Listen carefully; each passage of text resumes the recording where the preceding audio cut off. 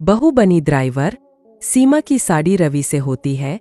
रवि को नशे की बुरी लत लगी होती है।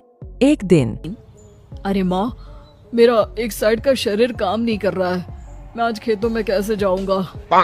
अरे बेटा, ऐसा ना बोल।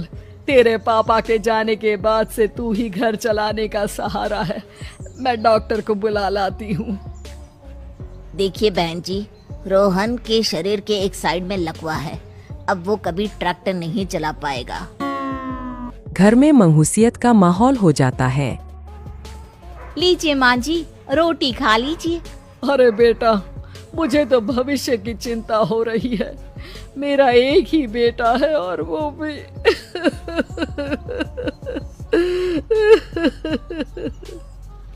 माँ जी, आप चिंता न करें। जब तक ये बीमार है मैं खेत जाकर काम कर लिया करूँगी। वैसे भी नशे के कारण इनका शरीर काफी कमजोर हो गया है। अगले दिन सीमा खेत में जाकर काम कर शाम को घर लौटती है। ये ले बेटा, पानी पी ले। कैसा रहा काम का पहला दिन? माँ जी, काम तो ठीक है, लेकिन मैं अगर ट्रैक्टर चलाना सीख लूँ ना तो काम और भी आसान हो जाएगा। अरे बेटा, दुनिया क्या कहेगी कि औरत होकर ट्रैक्टर चला रही है। माँ जी, या तो हम दुनिया देख ले या अपना घर, कोई बात नहीं। जब ये ठीक हो जाएंगे तो सब ठीक हो जाएगा। अरे बहू, जरा बाहर तो आना। जी माँ जी। बहू, तेरे मामा जी आए हैं, तूने बुलाया था ना? हाँ माँ जी, वो मामा जी ना आज से मुझे ट्रैक्टर चलाना सिखा। सीमा मामाजी से ट्रैक्टर चलाना सीखती है। वो मन लगाकर खेतों में काम करती है। और एक दिन माँ जी, पता है इस बार पूरे गांव में सबसे ज्यादा फसल का उत्पादन हमारे खेतों में हुआ है। इस साल तो खूब पैसे आएंगे। हाँ। सास खुश नहीं होती है। वो चुपचाप वहाँ से जाने लगती है। तभी सीमा उसे रोक लेती है। क्या हुआ माँ जी, आपको खुशी नहीं हुई? बेटा, आज डॉक्टर साहब बोल रहे थे कि रोहन के ठीक होने के लिए 5 लाख रुपए की जरूरत है। समझ नहीं आ रहा क्या करूं। सीमा शांत हो जाती है। अगले दिन सास सीमा के पास आती है। बेटा, ये मेरे गहने हैं। इसे अपने गहनों के साथ जोड़कर सुनार को दिया। जितने पैसे हो ले आ, डॉक्टर को आज ही देने हैं। सीमा अपने गहने और सास के गहनों को लेकर दुकान में बेचकर पैसे लेकर घर आ जाती है। माँ जी, सिर्फ 3 लाख रुपए का ही इंतजाम हो पाया है। बाकी के पैसे कैसे आएंगे? बेटा, अब तो एक ही चारा है, हमें जमीन भी बेचनी पड़ेगी। माँ, खेत बेच देंगे तो खाएंगे क्या? अरे बेटा, कोई दूसरा चारा भी तो नहीं है। रोहन ठीक हो जाए तो वो मेहनत करके इससे भी बड़ी जमीन ले लेगा। सास बहू मिलकर खेत भी बेच देते हैं। अब पूरे पैसे लेकर सास डॉक्टर के पास जाती है। डॉक्टर साहब, ये लीजिए सारे पैसे। बस किसी तरह मेरे बेटे को ठीक कर दीजिए। आपका बेटा ठीक तो हो जाएगा, लेकिन 6 महीने का समय लगेगा। सास बहू सोच में पड़ जाते हैं कि अब तो कोई जारिया भी नहीं रहा जहाँ से उन लोगों की कमाई हो। अब कमाएंगे नहीं तो खाएंगे क्या? माँ जी, मेरे माता पिता ने लड़की होने के कारण मुझे ज्यादा पढ़ाया लिखाया नहीं, लेकिन ट्रैक्टर चलाना सीखकर मैं कुछ काम करने के लायक तो हो ही गई हूँ। अरे बेटा, ट्रैक्टर अब कहाँ चलाएगी? खेत तो बिक गए हैं। माँ जी, मैं किसी और के खेतों में दिहाड़ी में काम कर लूंगी, कुछ तो पैसे आएंगे ही ना। कहकर सीमा काम करना स्टार्ट कर देती है। जैसे तैसे उन पैसों से गुजारा चल ही रहा था।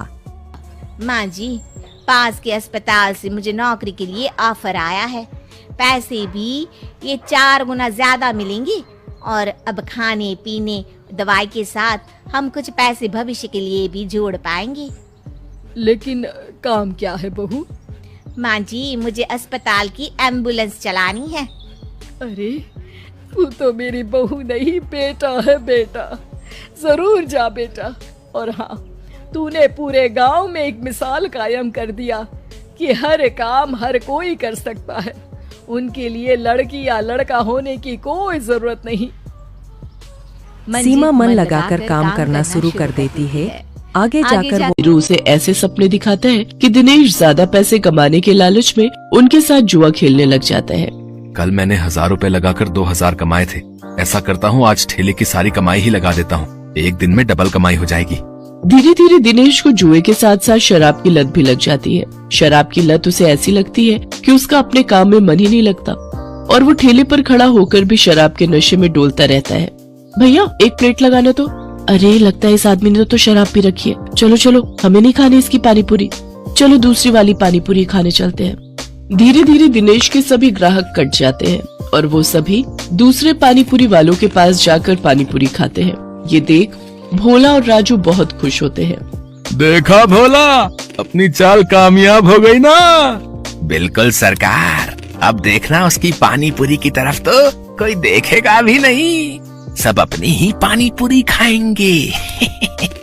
कुछ दिन ऐसे ही बीतते जाते हैं। अपने धंधे को मंदा देख दिनेश शराब और जुए की लत में और डूब जाता है और उसका बचा खुचा धंधा भी चौपट हो जाता है। ये सब देख संध्या और बंटू बहुत दुखी होते हैं। फिर बंटू अपनी माँ से कहता है, माँ अब तो मैं कभी भी ठीक नहीं हो पाऊंगा ना। पापा तो अब सारे पैसे शराब और जुए में ही उड़ा देते हैं। तू परेशान मत हो मेरे लाल, बस ऊपर वाले पर भरोसा रख, एक दिन सब कुछ ठीक हो जाएगा। सारा दिन नशे में धुत रहने और धंधा चौपट होने के कारण दिनेश के घर में खाने पीने के भी लाले पड़ जाते हैं। माँ अब तो घर में खाने के लिए भी कुछ नहीं बचा, अब तो लगता है भूख से ही हम सब मर जाएंगे। ऐसा नहीं कहते मेरे बच्चे, सुख दुख तो जीवन का हिस्सा है। आज बुरा वक्त आया है, कल अच्छा वक्त भी आएगा। ऐसे ही कुछ समय और बीत जाता है। फिर एक दिन उस बाजार में एक आदमी आता है जो सबको पर्चे बांट रहा होता है। तभी वो दिनेश के ठेले पर आता है।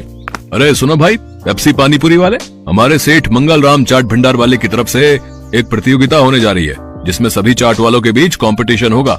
जो भी इस प्रतियोगिता को जीतेगा उसे पूरे 5 लाख इनाम और साथ ही हमारे मशहूर मंगल राम चाट भंडार वाले बाजार